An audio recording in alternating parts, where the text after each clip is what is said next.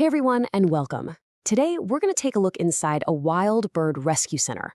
We're going to follow the entire patient's journey step by step from the moment a bird is found all the way to its incredible return to the sky. So let's dive right in.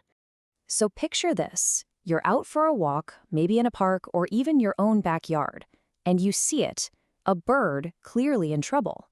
What do? It's a question a lot of us have probably thought about. Well, today we're going to pull back the curtain on the amazing system that's in place to care for these fragile creatures.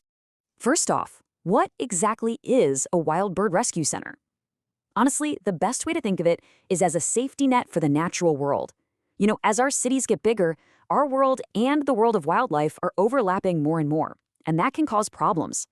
These centers are the ones that step in to treat and rehab injured birds with one single ultimate goal: get them healthy and back home where they belong. Okay, so let's start at the very beginning of the journey, the rescue itself. To really get what these centers do, we have to first ask a simple question. Why do these birds even need our help in the first place? Well, birds arrive for a ton of different reasons, and a surprising number of them are frankly because of us. Collisions with glass buildings and cars? Incredible common. We also see birds that get tangled up in things like discarded fishing line, or ones that are just sick and weak. And of course, there are always the baby chicks that have fallen from their nests. Each bird that comes through the door has a unique story of survival. All right, so once a bird arrives at the center, the clock starts ticking. This is where the medical team's expertise really shines. These first few moments are absolutely critical for a successful recovery. Right away, it's all hands on deck. The intake process is meticulous.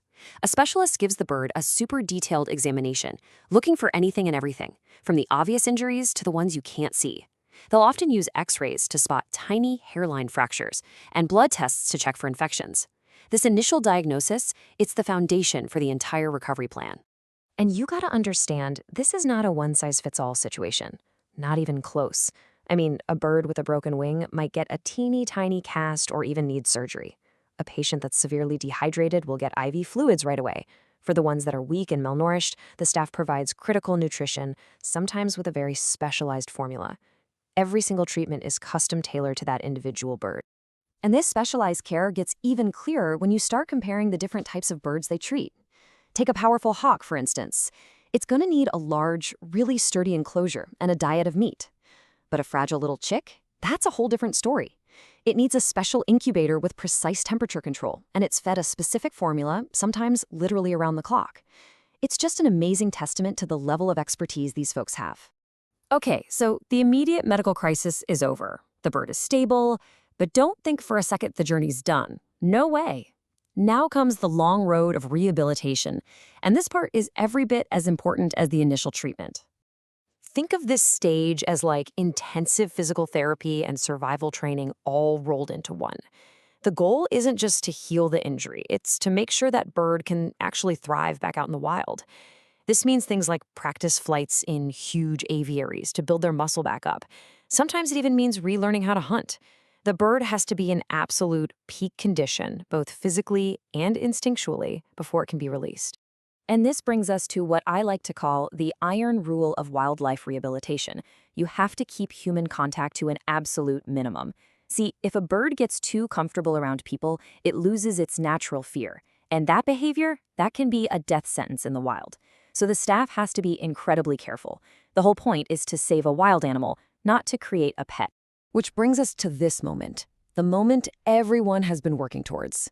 This is the culmination of weeks, sometimes even months, of painstaking, dedicated care. It's time for the release. Now, releasing a bird is a science in itself. It's not just a matter of opening a cage door and wishing it luck. No. The team carefully selects the perfect location. It has to be in the bird's native habitat, with plenty of food and water available. They also have to think about the time of year, the weather. Everything has to be just right to give that bird the absolute best chance of success. And believe it or not, the work doesn't always stop when the bird flies away. Whenever they can, centers will use leg bands or even tiny transmitters to track the bird's progress. And the data they get back is like gold. It tells them if their rehabilitation techniques are working, and it helps them improve the care they give to the next patient that comes through their door. So we've seen all of this incredible work that rescue centers do. But the story doesn't end there. We all actually have a role to play. not just in helping injured birds, but in preventing these injuries from happening in the first place. So, let's go back to that first question. What should you do if you find an injured bird? The number one most important rule is this: contact the experts first. Call your local wildlife center or a vet. They will give you the best possible advice for that exact situation.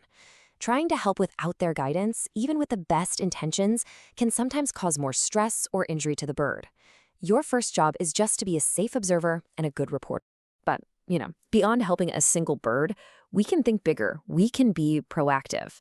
Because prevention is always the best medicine, right? Simple things like properly disposing of your trash, especially fishing line, can literally save lives. Participating in local cleanups or supporting the very organizations we've been talking about today, it all makes a huge difference in creating a safer world for wildlife. And that really brings us to our final thought. The work these rescue centers do is such a powerful example of compassion in action. But it also makes you think. It prompts a bigger question for all of us. As our worlds continue to merge, as we live closer and closer to wildlife, what does it truly mean for us to coexist with the nature that's all around us? Definitely something to think about. Thanks so much for joining me.